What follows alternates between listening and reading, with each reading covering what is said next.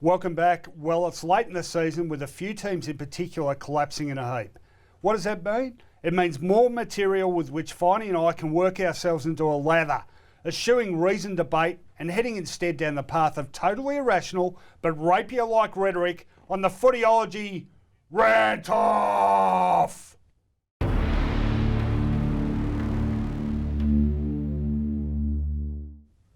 That's my I'm sick and angry roar. Were you clearing your throat then? Oh, I don't know. I need to clear my head, my throat. Okay, let's get into it. And I have remembered you're up first this week. Is that right? I believe I am. Okay, you believe you are. Well, believe. Getting moving Get to ready my work. to go. 3, 2, 1. Rant. So Brisbane approached the AFL with their cap out. Please, sir, may I have more? Like Beadle in Oliver, this has raised my ire. Never before has a team like that wanted more. Their reason is apparently their fans can't remember the successes of 0-1, 0-2 and 0-3. It was 2001, 2002, 2003, not the 1900s, people. Let me see, I'm a St Kilda supporter. Can I remember the last time we won 3 premierships in a row? No, we've won 1 flag in 150 years, so we've never won 3 in a row. You can wait decades before you get any handouts. Let's be honest, you've got an academy, you've had Kohler, and you claim that there's problems with player retention in Brisbane. Well, Brisbane's got a lot going for it. It's got the weather, and the weather's good. Look, St Kilda are down in Seaford. Now, there's only one other club that's ever attracted members down in Seaford, and that's the Hells Angels. So don't complain about retaining people.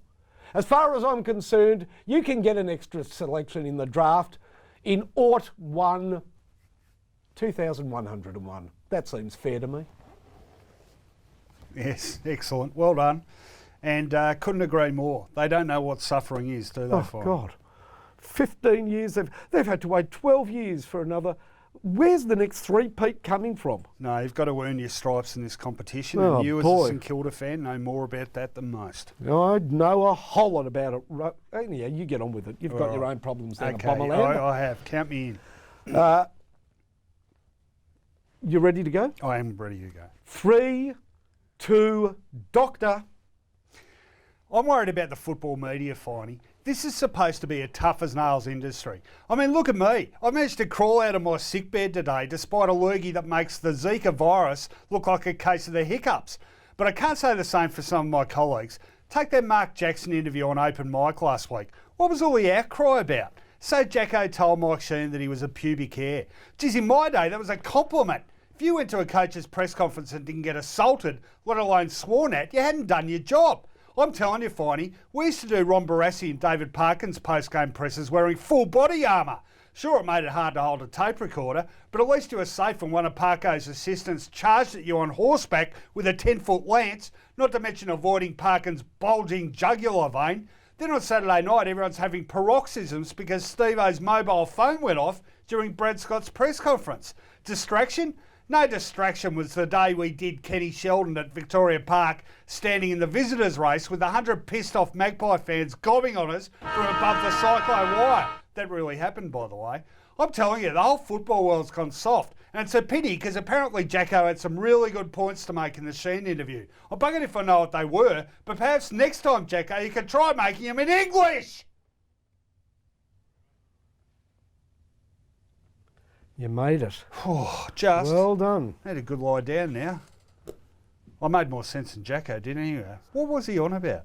Oh, look, he's passionate about certain things. Football's not what it was, the state of football in the country, but unfortunately it's, as I said, imbued with his own personal vendettas and hatreds, but he does have a certain turn of phrase, doesn't he? And there are certain expressions that he uses. Is it a certain je ne sais quoi? Yes, he has a certain je ne sais quoi, and it all comes at a rather disturbing high pitch. Yes. It's like getting verbaled by Mike Tyson.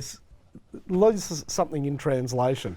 Let's get him on. He'd be perfectly suited to our show. He would, with his mate Warwick Capper's asked to come on, hasn't he? Oh yeah, we'll get Caps on very shortly. But who will stop the traffic at construction sites? How to vote? Oh, quickly, yep. Don't worry, he'll be dead next week. I win.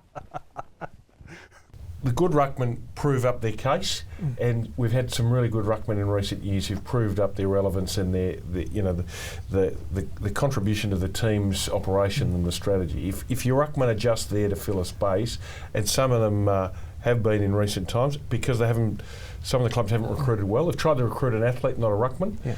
Most ruckmen are not athletes. If you get one that has a bit of athleticism, even better.